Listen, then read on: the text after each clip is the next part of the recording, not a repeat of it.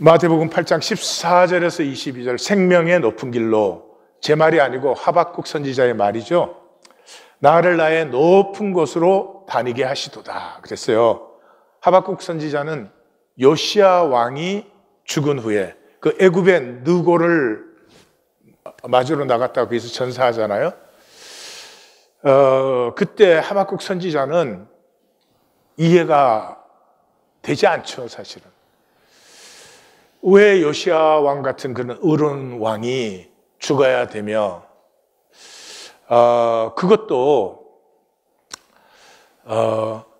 우리는 그래도 하나님 믿는 백성인데, 예레미야 선지자를 통해서 바벨론을 통해서 유다를 멸망시킨다 그러시잖아요, 하나님이. 그러면 이 하박국 선지자는 종교 말하는 거예요. 그래도 우리는 하나님 믿는데 어떻게 하나님도 모르는 악한 백성을 써서 우리를 심판하시느냐. 이게 하박국서거든요. 그걸 항의하는 거예요. 근데 하나님의 그 말씀을 듣고 나서, 내가 살았던 지경은 이 현상, 생존의 낮은 지경, 하나님의 섭리의 높은 지경을 내가 알지 못했구나.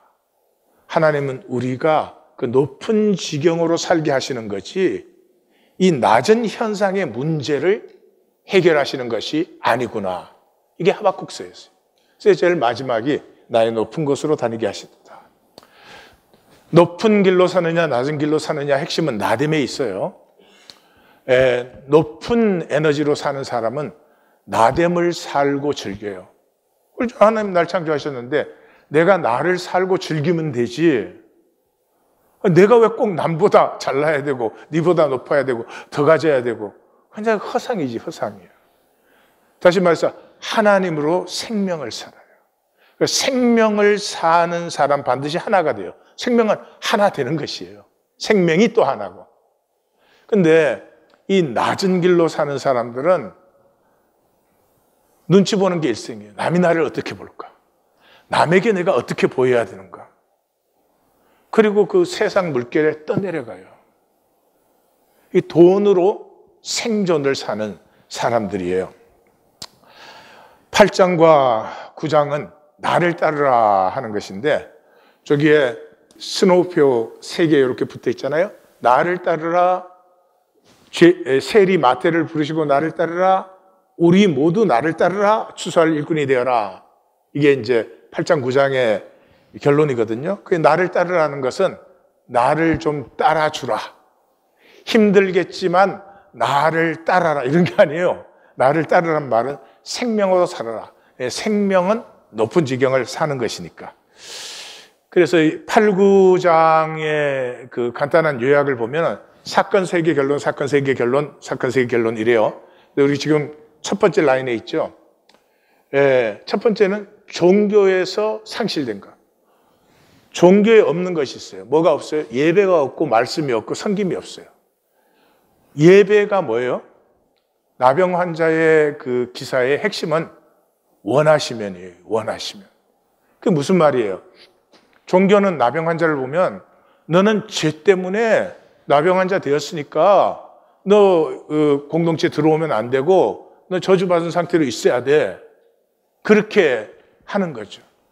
그러니까 예배는 운명에서 섭리를 받는 것, 또는 예배는 세상으로 정당화된 저주. 너는 학력이 없잖아. 그러니까 가난하게 살아야지. 너는 머리가 나쁘잖아. 너는 뭐가 안 좋잖아. 너는 뭐 가진 게 없잖아. 근데 어떻게 네가 행복하려고 그래? 이 세상의 거짓 정당화, 그걸 우리 운명이라고 해요. 내가 여자로 태어났으니까 여자는 이래야 돼. 그런 게 세상에 어디 있어요?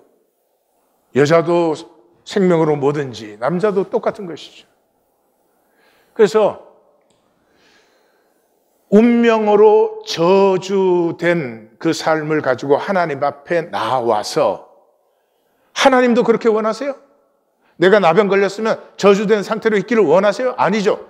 하나님이 원하시면 하나님 안에서는 새 삶, 새 운명이 시작되는 것이죠. 당연히 하나님은 우리가 회복되는 걸 원하고 치유되는 걸 원하죠. 예, 그것이 예배예요.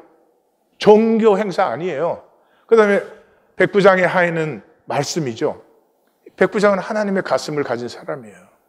여러분, 그 당시에 백부장이면 그게 상당한 지위의 사람입니다. 그 사람이, 하인이면 노예인데 노예의 아픔을 느낄 정도면 굉장히 높은 에너지예요.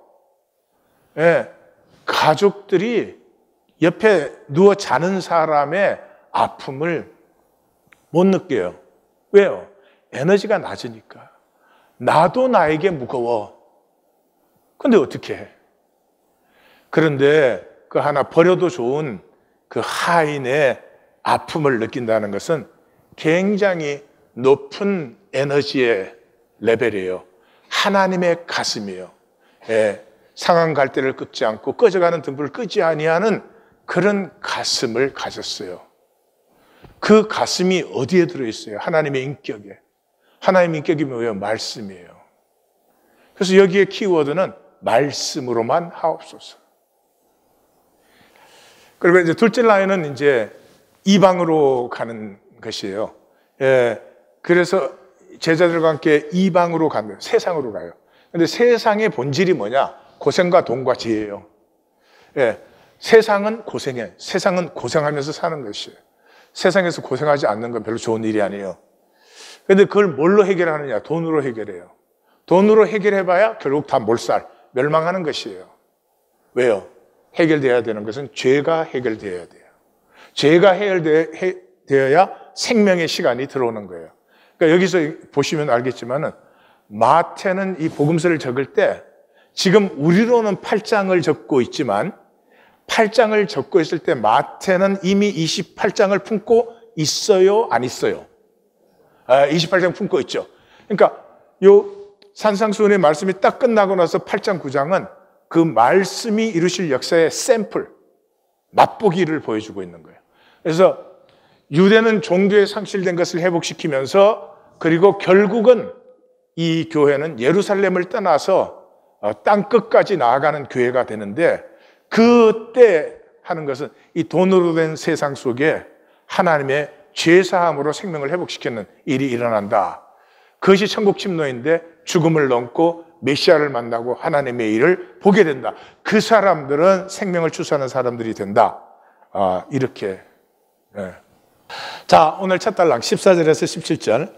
구원의 열매는 섬김이다 하는 거예요. 섬김이 생명 열매. 생명은 섬기게 돼 있어요. 자식 낳으면 섬기잖아요. 생명 관계니까. 예, 그래서 오늘 본문에서 우리에게 중요한 것은 계약을 똑바로 알자. 그게 무슨 말이냐 보십시다. 14절. 예, 베드로 집에 들어가사 장모가 열병으로 앓아누운 것을 보시고, 자, 성경은 굉장히 농축된 진리예요. 1.1획도 낭비가 없어요.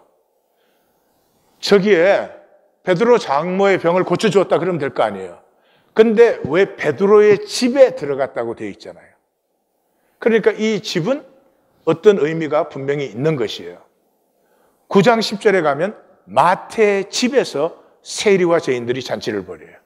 그러니까 집이라는 말이 신약에 95회 나와요. 그런데 마태복음에 26회, 마가복음에 16회, 누가복음에 24회, 거의 70회가 공관복음서에 나와요. 그러니까 공관복음서적인 용어예요. 그러면 마태는 왜 집이라는 것을 강조하고 있을까요? 마태는 지금 우리 1장에서부터 벌써 봤죠? 싸우고 있어요. 이 종교의 처절한 위선과 차별과 구분에 대해서 마태는 정말 우리 표현으로 하면 이를 갈리도록 싸우고 있는 거예요. 그런데 종교생활은 어디에 모여서 해요? 회당에 모여서 하죠. 지금 어디 모여서 해요? 교회당에 모여서 해요. 교회당 왔다 갔다 하는 건 믿음이라고 생각하시면 안 돼요. 근데 지금 주님의 역사는 어디에서 일어나고 있죠? 집에서. 오이키야! 집에서 일어나고 있어요. 우리의 생명은 어디서 피어나는가? 집이에요, 집. 그 가족만도 집이고 그 곁에 있는 두세 사람이 함께 모인 곳도 집이에요. 회당 아니다, 집이다. 그 다음에 이제 열병으로 그랬어요. 이게 프레소 하는 것인데, 이건 열이 높다는 거예요. 뭐, 감기가 걸려서 열이 높은 건지, 뭐, 병이 생긴 건지, 아니면 성도들을 본 건지, 알 수가 없어. 하여튼, 열이 난 거예요. 그러니까 그 말은 병을 강조하는 게 아니라 지금 섬길 수 없는 상태에 있는 것을 강조하고 있는 것이에요. 그리고 그 누운 것을 보시고 했으니까 누운 것이라는 단어가 발로인데 내동댕이 쳐졌다, 내버려졌다 그런 단어예요. 그러니까 이 열병 때문에 섬길 수가 없이 그 자기 삶의 자리에서부터 내동댕이 쳐진 그런 상태를 말하고 있어요. 그래서 그의 손을 만지시니 열병이 떠나가고 일어나 예수께 수종들더라. 마가복음, 누가복음 벌써 보셨죠? 다른 사람이 중재를 해서 고쳐져요. 근데 마태복음은 사람의 중재 앞으로 보시지만 다 생략되어 버려요. 왜요? 주님을 강조하고 있어요. 주님을 강조하고 있어요. 이제 이 뒤에서 주님을 강조한다는 것이 무엇인가 또 만나실 거예요. 근데 그래서 마가복음은 크라테이오, 잡아 일으키는 것이에요. 근데 잡아 일으키는 행동조차도 이렇게 미니마이즈 시켜버려요. 그래서 합토마이, 그냥 붙들어 주셨다, 손을 대셨다.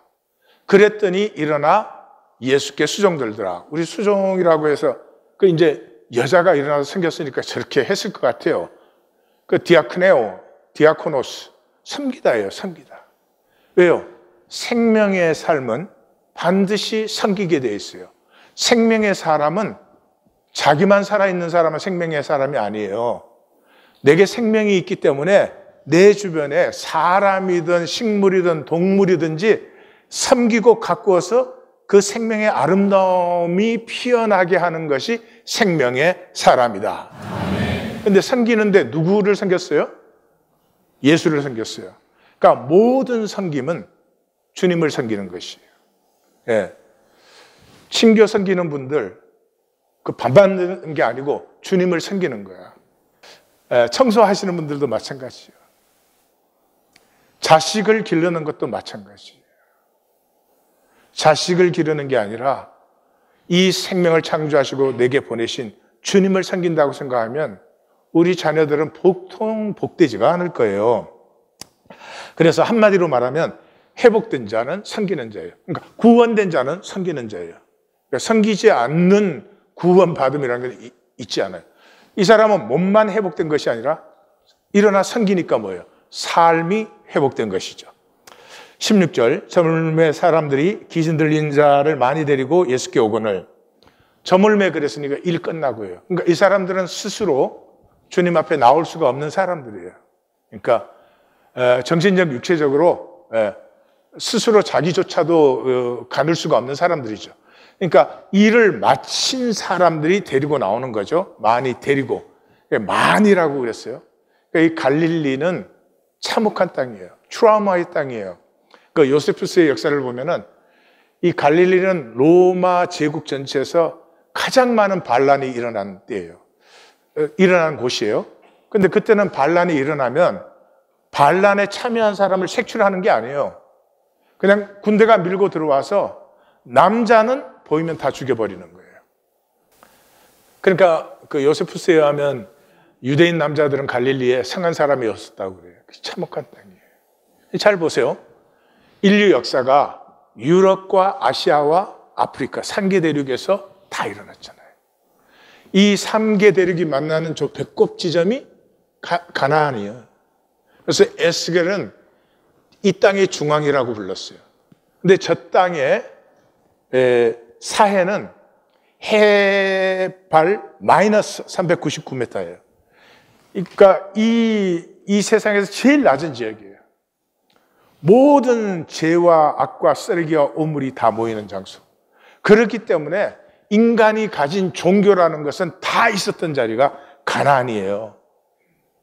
그 트라우마의 땅에 하나님이 찾아오신 것이에요.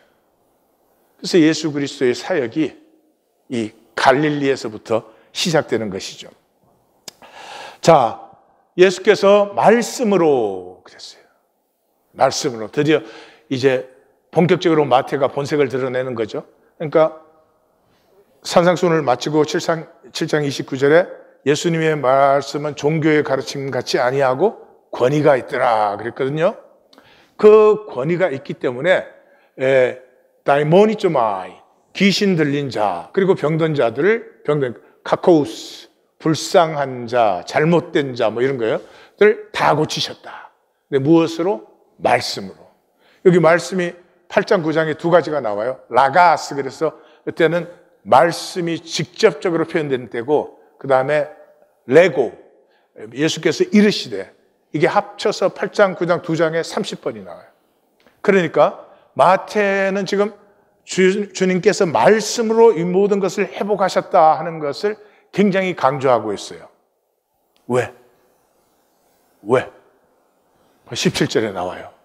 선지자 이사야의 말씀에 우리의 연약한 것을 친히 담당하시고 병을 짊어지셨도다. 예, 연약한 것은 아스덴네이아, 질병이고, 저기 병이라는 것은 나사스, 고통을 얘기하는, 병과 고통을 취하여 주셨다 하는 것이에요. 근데 이게 마태복음의 특징이죠. 선지자의 말씀을 이루려 하심이라. 그러니까 마태복음에서는 반복적으로 나와요. 마태복음에 아시죠? 선지자로 하신 말씀을 이루려 하심이라. 그 말은 그냥 말씀이 예언대로 이루어졌다 이게 아니죠. 지금 마태는 뭐예요? 선지자가 누구예요? 종교와 싸운 사람들이에요. 종교와 싸워서 어떻게 됐어요? 다 순교당했어요. 그들은 죽어가면서 전한 말씀이에요. 근데 마태가 지금 뭐 하고 있어요? 보라, 무엇이 이 땅에 열매 맺게 이루어지고 있는가? 종교냐? 아니다. 그 선지자들이 증거한 말씀이 이제 싹이 터 나오고 있도다. 예, 그것을 얘기하는 거예요. 그래서 마태복음은 주님의 말씀을 강조해요. 그럼 계약이 뭐예요? 우리를 섬김으로 부르시는 거죠, 하나님께서. 우리 섬김으로 부르셨다는 것은 생명을 살아라. 뭐 구제 봉사 많이 해라가 아니라 생명을 살아라. 그러면 섬길 수 있도록 회복하는 건 누구의 일이에요? 하나님의 일이죠. 그죠? 그러니까 구원과 생명 회복에 대해서는 하나님에게 당당하게 구하면 돼요.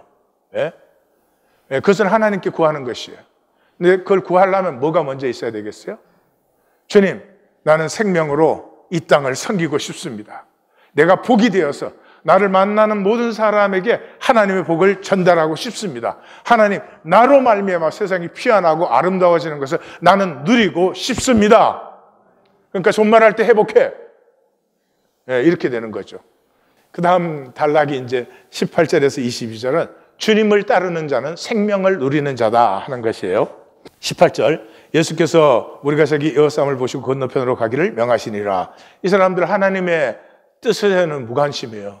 이 하나님 말씀에는 무관심하고 그저 이적을 바라는 것 뿐이죠. 예, 그래서 19절, 여기 이제 두 명이 나옵니다. 첫째는 서기관. 한 서기관이 나와 선생님 어디로 가시든지 저는 따르리이다.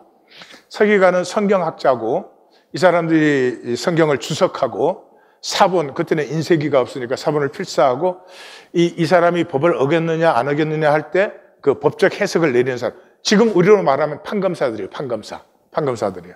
그러니까 이 서기관은, 아니 서기관뿐만 아니라 우리 모두 이 세상에서 우리가 무언가를 하잖아요. 무언가를 함으로 두 가지를 우리가 얻게 돼요. 수입과 권위. 그러니까 이 서기관 일함으로 말미암아서 자기의 권위도 생기게 되고 거기에 대한 수입도 얻는 것이죠. 그러니까 이 두 가지를 받는 것이에요. 그래서 이제 예수님께서 그 사람에게 예수께서 이르시되 여우도 굴이 있고 공중의 새도 거처가 있을 때 인자는 머리 둘 것이 없다. 이 서기관은 자기가 서기관 일하면 수입과 권위는 당연히 오는 것처럼 주님을 따르면 수익과 권위가 더 빵빵하게 오겠구나 하는 것이 들어있죠. 거기에 대한 예수님의 답변은 먹고 살기 위해서 일하는 거 아니야. 생명을 누리는 거야.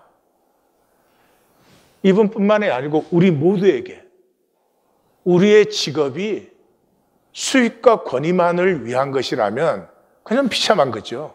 아니지. 내가 내 직업을 갖고 일을 하는데 나 하나 먹고 살기 위한 것이 아니라 그것을 통해서 내 안에 있는 생명을 피워내는 나는 하나님의 자녀다. 그러니까 사실 산상수훈에서 벌써 얘기했잖아요. 산상수훈 6장에서 그랬잖아요.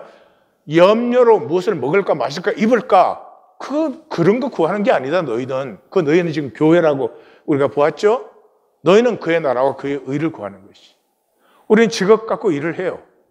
그러나 내 하는 일을 통해서 하나님의 나라와 하나님의 의가 확장되기를 원하고 그 아름다움을 보기를 원할 때 생명을 사는 것이고 사람다운 것이지. 지금 이 세상을 잘 보세요. 지금 이 세상은 우리는 대단히 화려하고 발전되었다고 얘기를 하는데 먹고 마시고 입기를 확대해 놓은 거예요. 먹고 마시고 입기를 거창하고 화려하고 막 발전을 시켜 놓은 거예요. 김일성 씨가 이북 주민들에게 이밥 먹고 고깃국 마시게 해주겠다 그랬어요. 그러니까 그때만 해도 쌀밥에 고깃국 먹는 게 대단한 거였겠죠. 근데 지금 쌀밥에 고깃국 원하는 사람 있어요?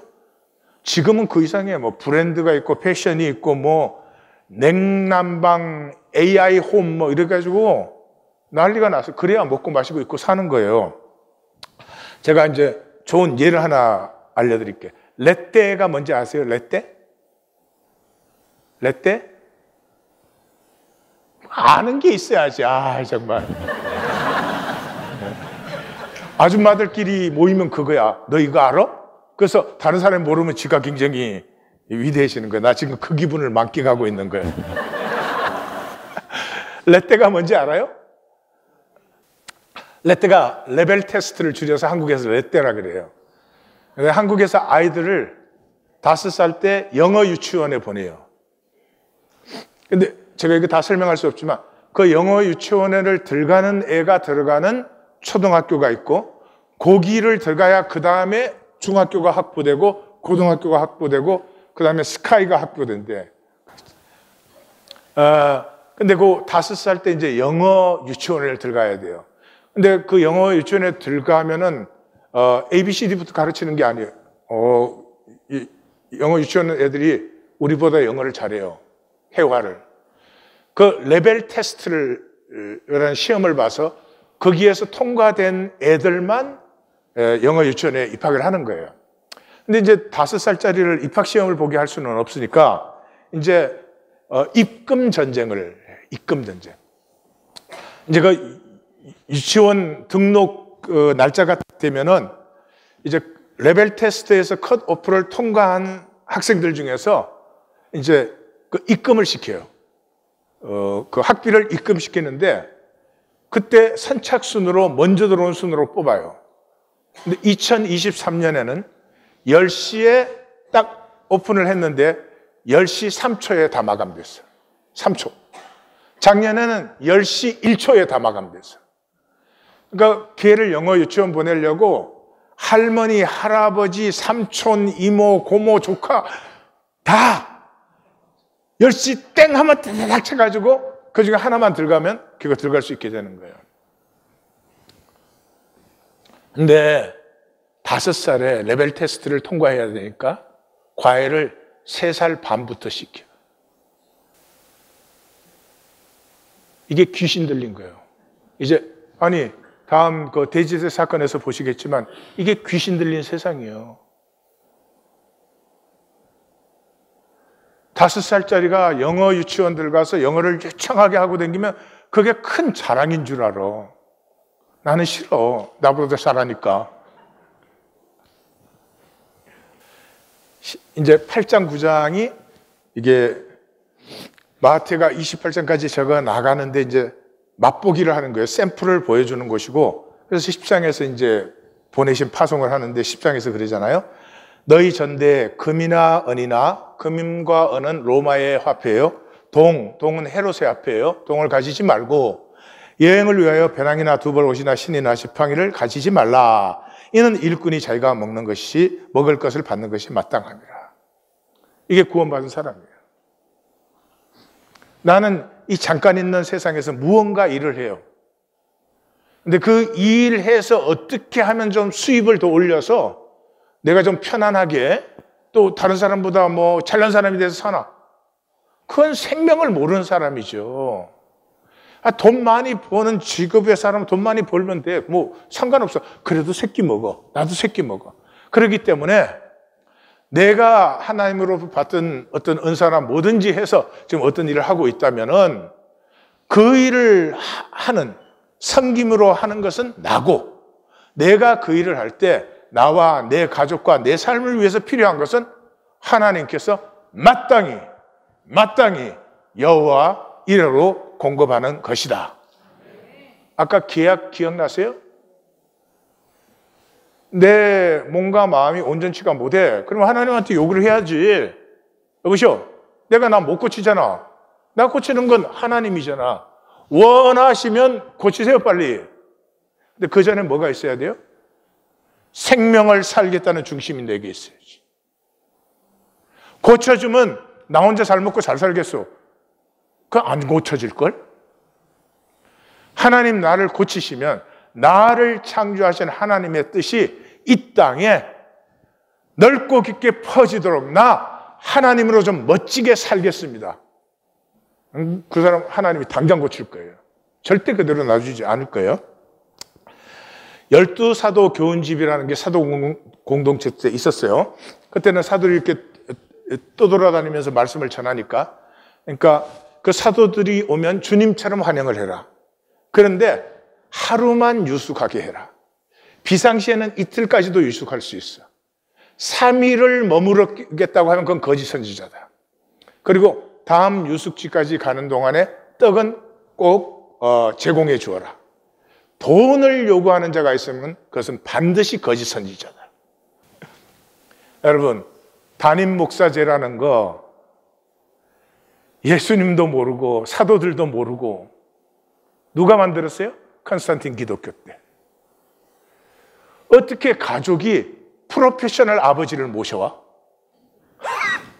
전문가 아버지를 모셔와. 그리고 지금 가족 됐다고 하는 게 이 기독교가 교회라고 부르는 종교 조직이에요. 이런 새빨간 거짓말이, 거기서 무슨 에너지가 나오겠어요?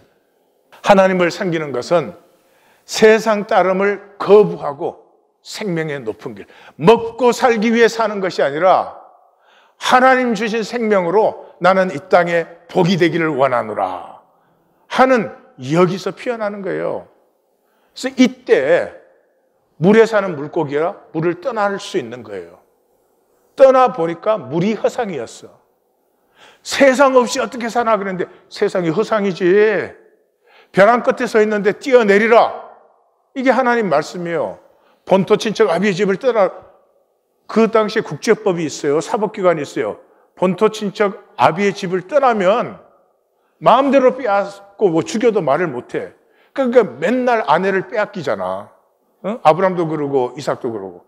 난 그런 얘기 읽으면 이해가 안 돼. 그런 시대에는 그 다른 큰 민족 안에 들어갈 때는 얼굴에 진흙도 좀 바르고, 뭐 오물도 좀 붙이고, 그러고 들어가면 누가 신경을 쓰고, 그 예쁘게 화장하고 들어가니까 꼭 문제가 되잖아. 근데 벼랑 끝에서 뛰어내렸더니 죽음이 아니라 그것이 진정한 자유였다. 먹고 살기 안 하면 죽을 것 같이 느껴요. 먹고 살기 하면 행복하게 먹고 사나? 천만의 말씀입니다. 먹고 살기 위해서 살지 아니하고 생명을 위해서 살 때, 이야, 이것이 살기구나, 이것이 진짜 사는 맛이구나 하는 것을 만나게 되는 것이죠. 21절, 제자 중 또 한 사람이 주여 내가 먼저 가서 내 아버지를 장사하게 허락하옵소서. 예수께서 죽은 자들이 그들의 죽은 자를 장사하게 하고 너는 나를 따르라. 그러니까 예수님을 따르는 것, 생명을 사는 것은 인간의 두 가지 절대를 넘어서야 돼요. 첫 번째가 뭐예요? 이 인간 문화에서 최고 성스러운 것이 부친의 장례예요.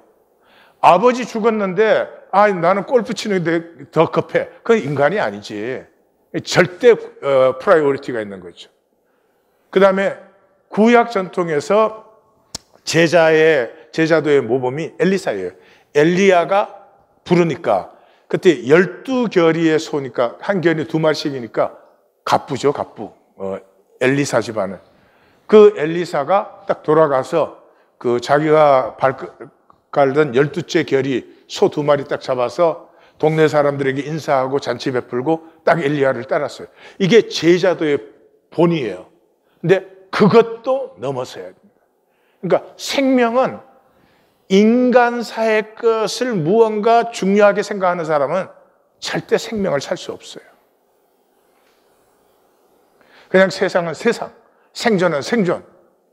그것을 뭐 안 하지는 않겠지만, 그러나 생명이 부를 때는 그것은 모두 상대화시킬 수 있는 이런 중심을, 아버지 장례 지내지 말라는 게 아니고, 알아듣나 모르겠어 정말. 그런 중심이 있어야 돼. 예? 여기서 가장 중요한 건 뭐예요? 예수님이 산 사람을 뭐라고 불렀어요? 죽은 자들이라고 불러요. 네크라스, 라이플레스. 우리가 세상에 지금 살고 있잖아요.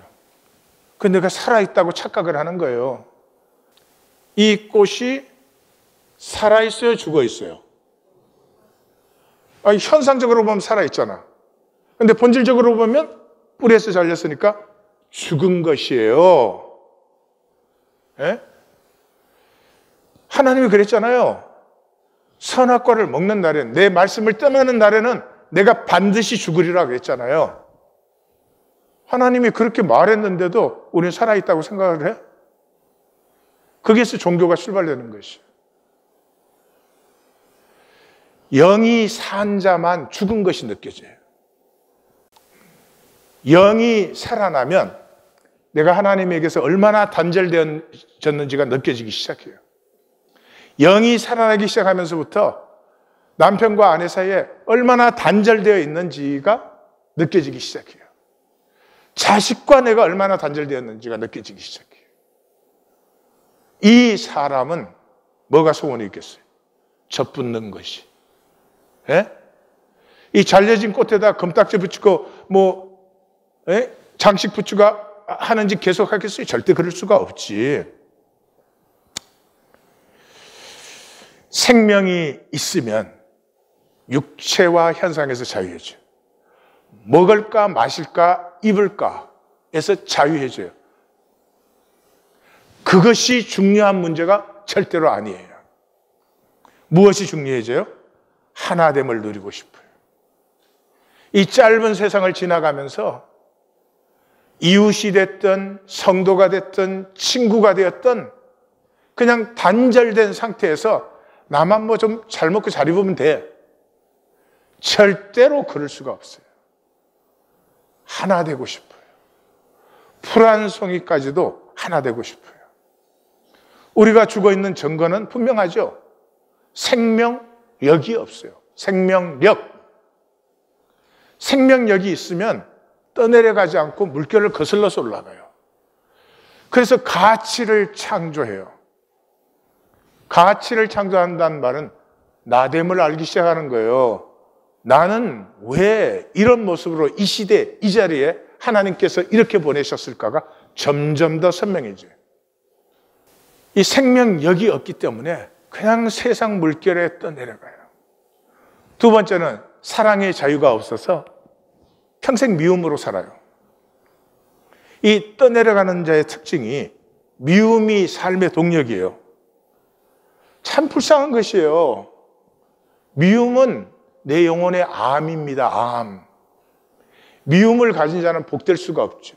미움을 가진 자는 성령의 감동을 받을 수가 없죠. 그런데 마귀는 뭐래요? 미움을 꼭 주거든. 부부 사이에도 미움을 넣어주거든요. 그래서 목회를 하다 보면은 평생을 미움으로 사는 사람들이 있어요. 돌아가면서 미워해. 예.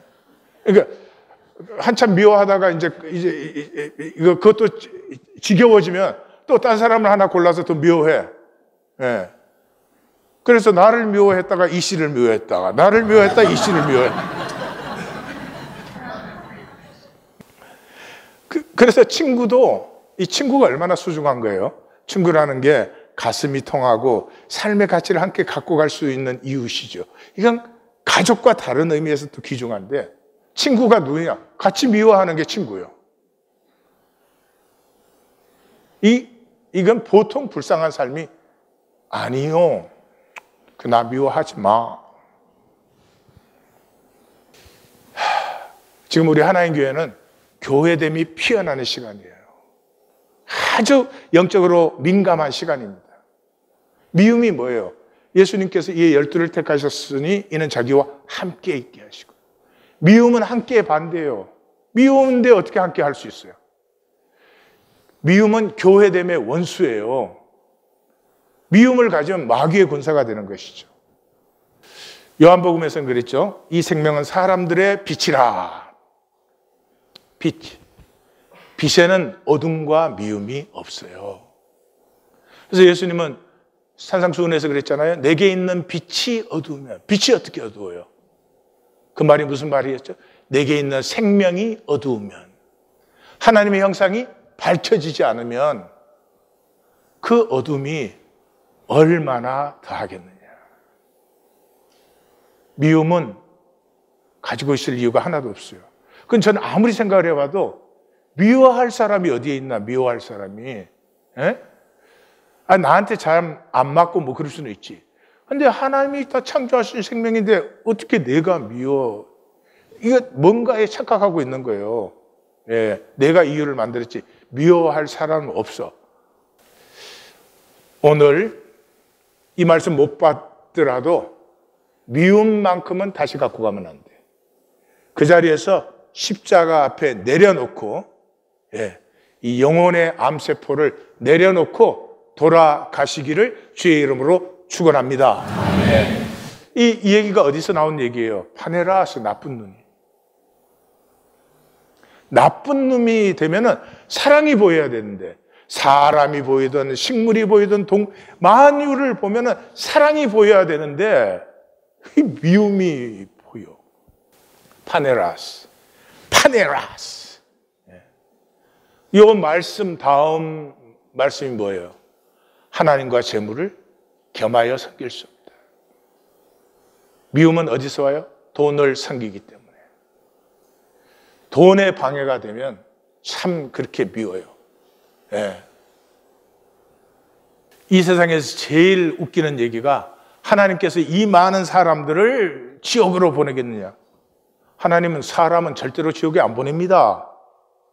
예?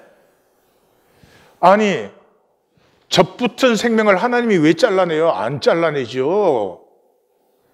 이 잘라져 가지고는 절대로 젖붙지 않아. 자기 생각으로. 생명은 내 마음대로 못 하잖아요. 생명은 내 마음대로 못 해요.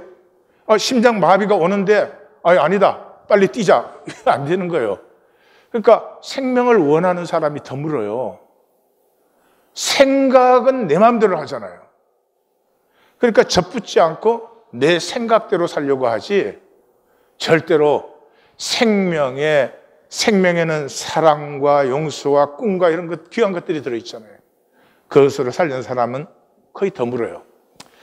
자, 우리에게 두 가지의 삶의 길이 있는데 이거 다 설명하려면 몇 시간 걸릴 거예요. 그러니까 그냥 리스트만 제가 보여드리겠어요. 생명을 피하는 넓은 길이 있고 생명을 살리는 좁은 길이 있어요. 생명을 피하는 넓은 길의 시작은 생각이에요. 생각은 단절에서 나오는 거예요. 뇌에서 나오는 건데 이 뇌는 실제 현실과 하나도 접촉이 안 돼요. 전기 신호, 화학 신호를 통해서 온 것을 이 뇌가 상상하는 게예요. 그게 생각이에요. 그러니까 실제라는 게 전혀 없는, 사실은 거짓이에요. 그리고 육체에서, 뇌에서 나오는 것이고, 그러니 욕망밖에 없어요. 그냥 불안하고 두려우니까 뭐 많이 가져야 되고 힘이 있어야 될 것 같고 그러는 거죠. 그것으로 생존을 사니까 신앙은 기복신앙이 돼요. 반드시. 그리고 하는 건 이익 챙기는 거예요. 이익 챙기기는 일시적으로 에너지 레벨을 높이지만 이 체질을 더 상하게 해요. 그러니까 마약하면 에너지 레벨이 확 올라가요. 근데 그게 딱 끝나는 순간에 허무의 지옥으로 떨어지지. 그 허상을 사는 거예요. 그게 단절의 종교고, 단절의 종교는 이 앞에서 뭐라 그랬어요? 종교인들, 본백성은 다 지옥 간다 그랬잖아요. 생명의 좁은 길은 영으로 사는 것이에요. 영으로. 영은 말씀을 쉐마함으로 살아나는 것이에요. 그래서 반드시 인격을 아름답게 하고요. 그것이 사실 우리의 갈망이에요. 그리고 그 속에는 점점점 진실의 함량이 늘어나고 에너지 레벨이 높아지죠. 생명을 살기 때문에 하나님이 창조하신 포이에마가 피어나요. 그리고 생명이기 때문에 희생하기 시작해요. 뭐 봉사 하나를 해도 계산으로 하는 사람, 뭐 자기 막 크레딧 만드는 사람, 너무 불쌍하지 않나? 자기가 자기를 봐도. 이 사람은 실제를 산다는 말은 심은 대로 거둔다. 이 사이클 전체를 보기 때문에 지금 당장 내가 뭘 좀 취하는 것이 아니라 나누고 희생하고 섬김으로 피어나는 생명의 100배, 60배, 30배를 누리는 것이죠. 이게 한 가족이 되는 길이고 천국을 사는 길이. 정리하면 영이 생명이고 생명이 빛이고 빛은 높은 에너지고 이건 반드시 하나됨을 해요. 이 때에 고기가 물을 떠날 수 있고 벼랑 끝에서 뛰어내리는 것이죠. 우리 보고 하라는 게 아니에요. 생존에서는 절대 불가능하죠. 생명에서는 이게 너무 당연한 것이죠. 그래서 생각으로 시작된 삶이 넓은 길인데 두 가지. 내 생각이 내 한계예요. 그러니까 생각으로 사는 사람은 싫은 일, 힘든 일, 안 해본 일, 귀찮은 일 이런 거 다 피해. 다 피하고 남는 게 뭐예요? 먹고 살기요. 먹고 살기밖에 안 나와요. 그래서 먹고 살기 하는데 일생을 바쳐요. 그런데 세상이 이걸 점점 어떻게 가중시켜요? 먹고 살기를 점점 막 거창, 화려하게 막 발전을 시켜요. 그거 캐치업 하느라고 일생이 그냥 다 떼내려 가버리는 거예요. 꿈, 고결함, 공감, 희생, 하나됨 이런 것은 생각뿐이지 하나도 삶의 실제가 되지 않아요. 생각으로 사는 사람은. 근데 그보다 더 중요한 것은 생각으로 사는 사람은 말씀을 받지 못해요. 자기 생각에 맞추니까. 예? 여우가 포도 따먹으려다가 안 되니까 에이 쉬어 그러는 것처럼 우리 하나인 교회는 정말 결정적인 말씀들이 수도 없이 전해졌습니다.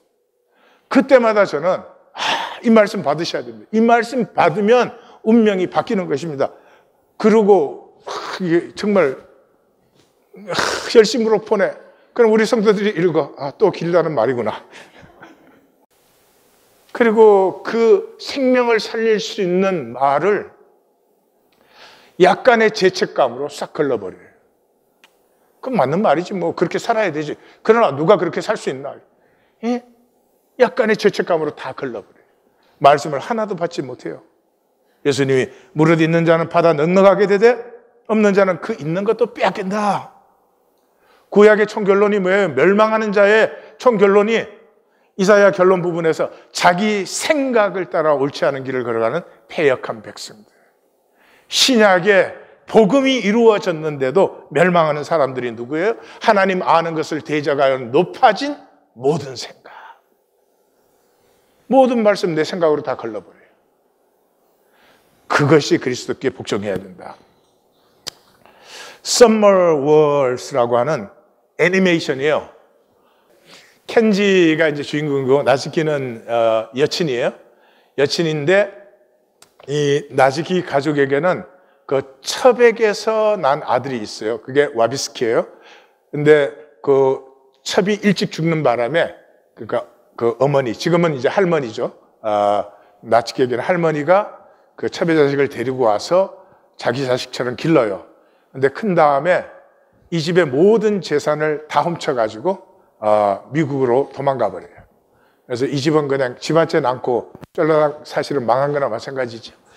근데 이제 사이버 월드에서 일어나는 일인데 사이버 월드라는 거는 이제 인터넷 월드에 들어가서 거기에서 사람들이 뭐 물건도 사고 팔고 은행 거래도 하고 실제적인 거의 세계가 이루어져요. 그 이름을 이제 오지 월드라고 이름을 붙였어요.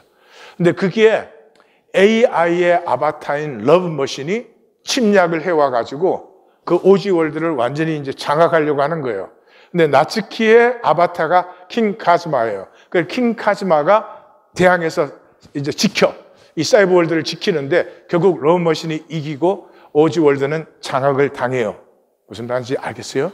네. 그러니까 이 게임을 좀 해야 알아. 이번 주에 가서는 다들 게임을 좀 하고 와. 그래가지고는 이 러브머신이 장악을 하니까 막 도시가 마비되고 교통신호가 엉망이 되고 막 전기 수도 막 터지고 비행기 컨트롤이 안 되고 뭐 핵전쟁도 발발할 수 있는 상황이에요. 근데 이제 이 러브머신을 성에 가두고 싸우면 이길 수가 있어서 성에 가두었는데 성에 가두자마자 이게 이제 더 많은 계정들을 사람들의 그 인터넷 계정들을 왕창 먹어가지고 더 괴물이 돼서 탈출을 했어요. 탈출을 하고 나서 2시간 카운트다운이 시작되는 거예요. 저게 뭐냐 봤더니 일본의 소행성 탐사 우주선을 핵발전소에 추락하도록 프로그래밍이 된 거예요. 2시간 후에 떨어져요. 그러면 2차 대전 때 떨어졌던 핵폭탄에 수천 배의 핵폭발이 일어나는 거죠. 그래서 이제 나츠키는 이 러브머신과 다시 한번 싸우기 위해서 가고, 근데 이 러브머신 AI를 만든 게 와비스키예요. 와비스키.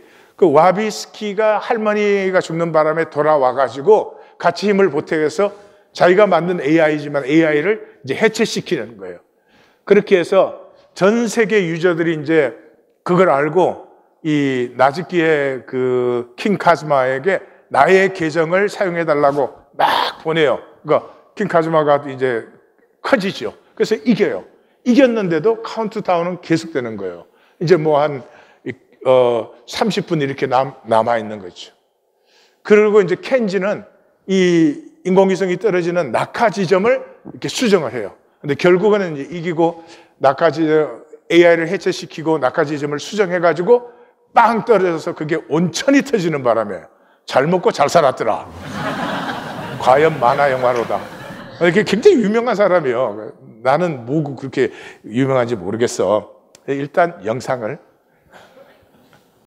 그때 나츠키는 와비스케에게 돌아오라고 전화합니다. 와비스케는 돌아가지 않겠다고 냉담하게 반응하지만 나츠키는 말합니다. おじさん、何が起こってるか何も知らないくせに。何なんだよ。酒井おばあちゃんが死んだの。ばあちゃんが？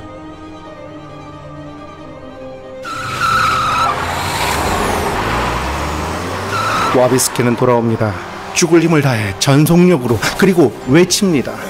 ばあちゃん、ばあちゃん、ばあちゃん、ただいま。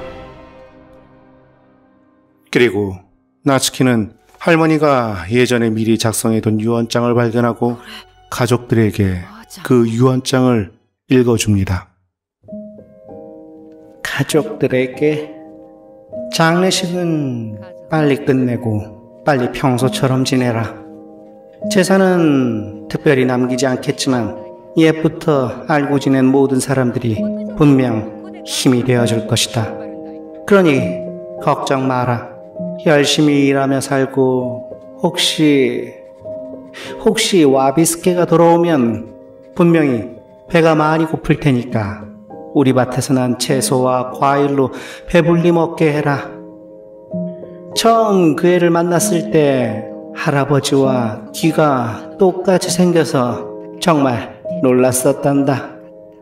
이제부터 넌 우리 집 아들이 된단다 라고 말해주니 와비스케는 아무 말도 없었지만 꼭 잡은 내 손만은 놓지 않았단다. 가족끼리는 어떤 일이 있어도 잡은 손을 놓지 않는 거란다. 힘든 인생 속에 지쳐 쓰러지지 않도록 서로 손을 잡아주는 것이 가족이란다. 힘들고 괴로울 땐 가족이 모두 모여서 밥을 먹어라. 세상에서 제일 나쁜 것은 배가 고픈 것과 혼자 있는 것이란다. 나는 너희 덕에 사는 동안 정말로 행복했단다. 모두들 고맙다. 그럼.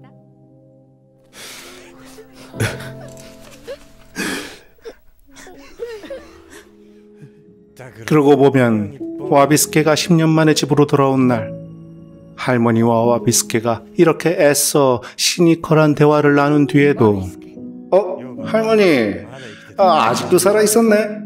너야말로 어디서 객사나 안 했는지 걱정했다. 그때에도 할머니는 이렇게 말했었습니다. 밥은 먹었니? 10년 만에 돌아온 첩의 아들 와비스케.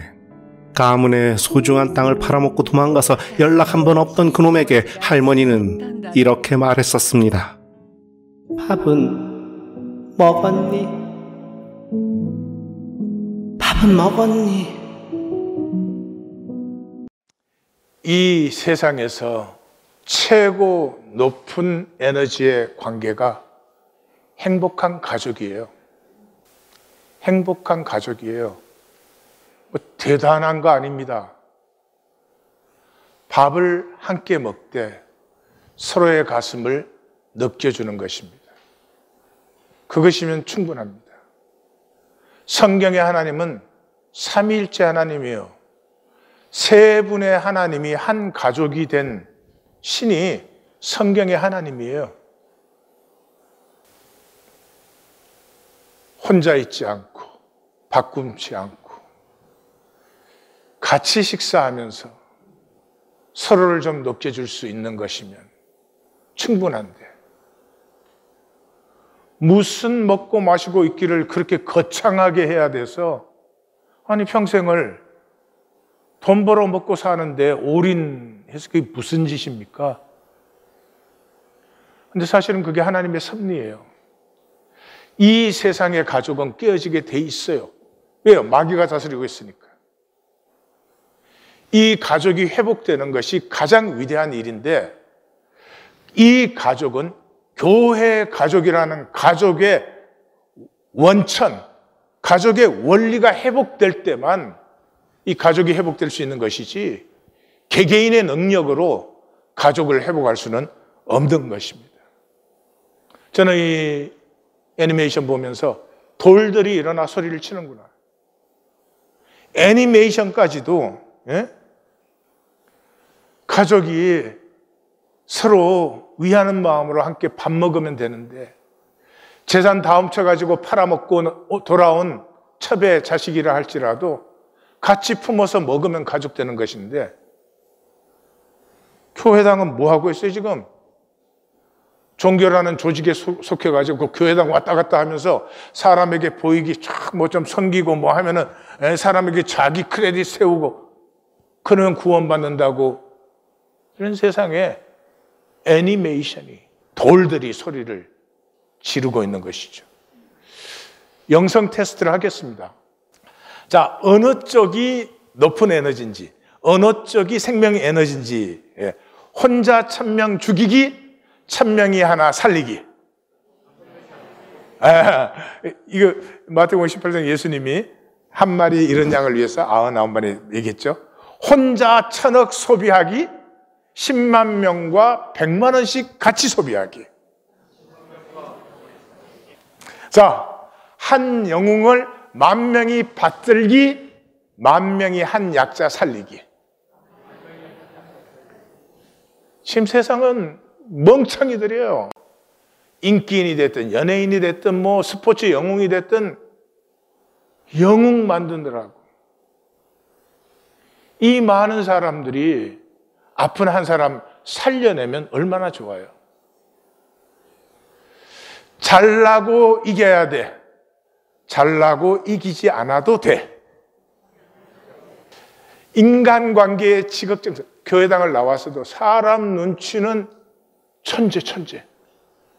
뭔 사람 눈치를 저렇게 볼까? 하나님이 뭐하고 계시는지는 관심이 하나도 없어.